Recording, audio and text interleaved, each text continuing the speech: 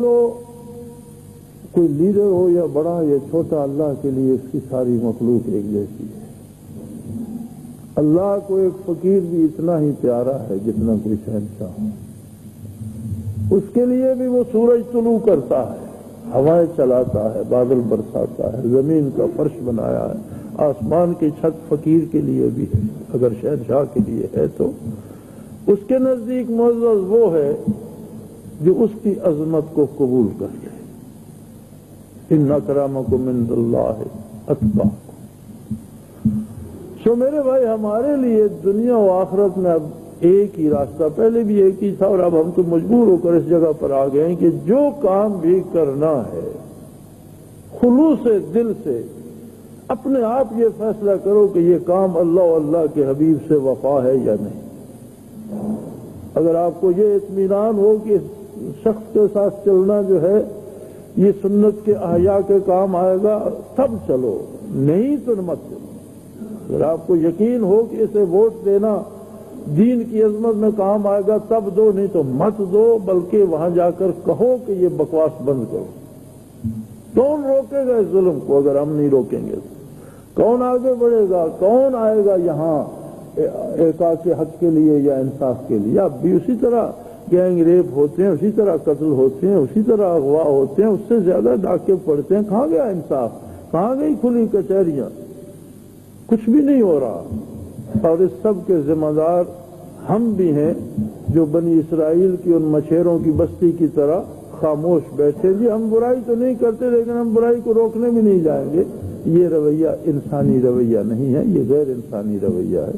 انسانی رویہ یہ ہے کہ آپ جسے حق سمجھتے ہیں اسے برملا حق کہنے کی جرأت بھی پیدا کریں، اور جو غلط ہے اسے غلط کہنے کی سلیقہ پیدا کریں، تب جا کر اللہ کی مدد حاصل ہوتی ہے۔ زمین پہ بڑے قصے بکھرے پڑے ہیں، مسلمان گمراہ ہوئے، سارا شرق وسطیٰ جو تھا تاراج کر دیا، تاتاریوں نے آ کر بغداد تک کی اینٹ بجا دی۔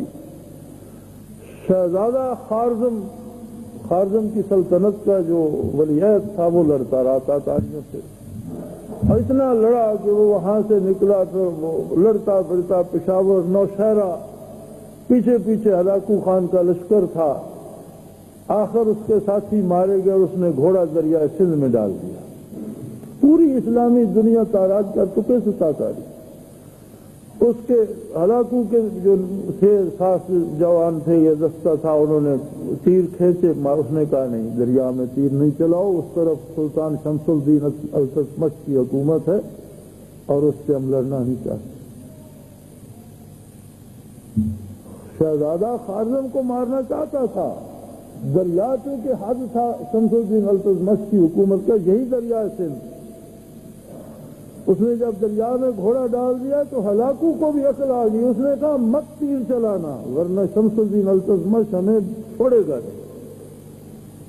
وہ بھی تو ایک حکمران تھا، 20 حکمرانوں کو تاراج کرنے والا اس کی طرف دیکھنے کی جرأت نہیں کر رہا تھا۔ کیوں نہیں کر رہا تھا؟ وہ اللہ کا بندہ بھی تھا، نرا حکمران نہیں تھا۔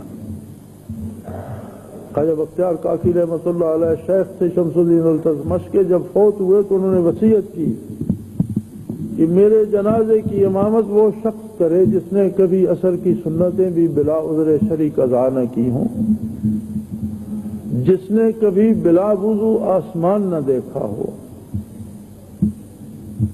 اور جس نے بلا عذر شرعی کبھی نماز باجماعت چھوڑی نہ ہو۔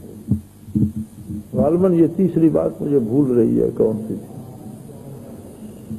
بہت مخلوق تھی اور بے پناہ مرید تھے اور مشائخ علماء بھی تھے، پیر صاحبان بھی تھے، کوئی جنازے کے لیے آگے نہیں بڑھتا تھا۔ آخر شمس الدین التتمش نے قدم آگے بڑھا، اس نے کہا حضرت جاتے جاتے میرا پردہ فاش کر کے۔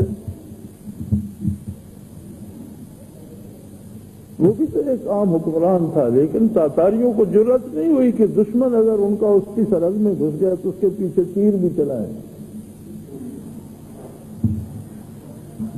حضرات گرامی،